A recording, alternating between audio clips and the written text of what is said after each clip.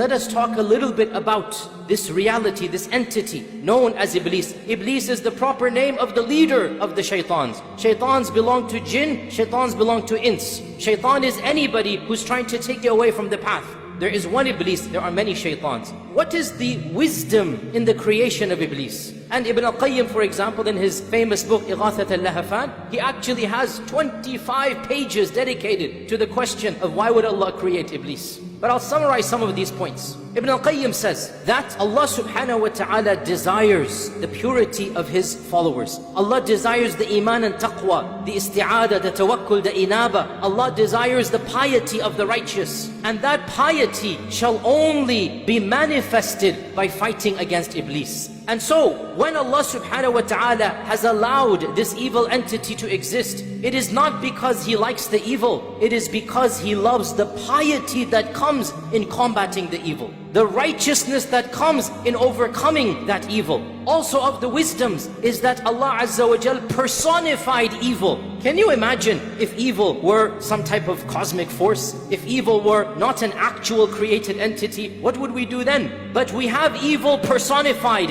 in one being, one entity. And we thank Allah for this, because we can now feel a sense of consolation knowing that evil is manifested in one makhluk. And this makhluk is not all-powerful. This makhluk is not God. This makhluk is a creation of Allah. And so evil can be conquered when we turn to the one who created this entity. We know that being. We have been told to take precautions against that being. Also of the wisdoms is a lesson for all of us in the story of our father Adam alayhi salam. Iblis is no stranger to humanity. Imagine if we had somebody who showed no enmity to us, no harm to us. We would say, why should we hate this entity? But Allah Azza wa Jal in His wisdom allowed the same entity to be the cause of the downfall of our mother and father. The same entity to do what He did to Adam and Hawa. The same entity to continue to fight every single prophet. And so when we have one particular entity whom history has shown has caused so much damage, then how can we not take precautions? How can we not feel a sense of genuine anger at this entity and turn to Allah to protect ourselves from this entity? Also of the wisdoms of the creation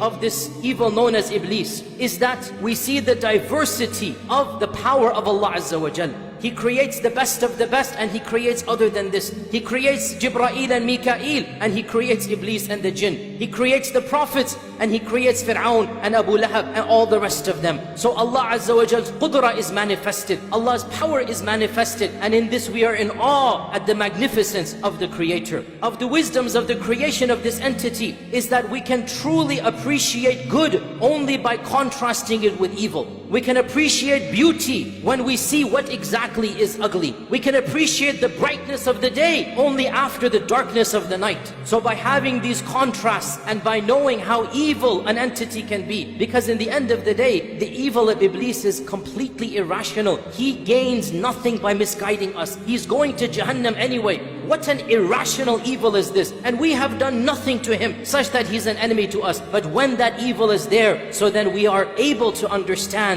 that there's a particular being, a makhluk of Allah, who harbors so much evil that we have to take our precautions. We have to be careful, and this helps us be more righteous. Of the wisdoms as well, and this is a very profound point, brothers and sisters, pay attention to this. Of the wisdoms is that it is actually therapeutic for our own salvation. It is therapeutic for our own betterment. There is a psychological wisdom in having the embodiment, the personification of evil. How so? Because, you know, when you want to overcome a personal problem, when you have committed a major mistake, a major crime, in this environment and complex, psychologists say you can't continue to blame yourself for a past mistake. You have to let go and move on, right? In our case, we don't have to just let go. We can easily and factually and correctly blame Iblis for a sin that we have done. And it is correct, Iblis was the one who misguided us, who gave us waswasa, and use that blame in order to make ourselves empowered to move on to live better lives. Now I have to be clear here. We do not blame Iblis in a court of law. We cannot blame Iblis on the Day of Judgment. It's not going to work.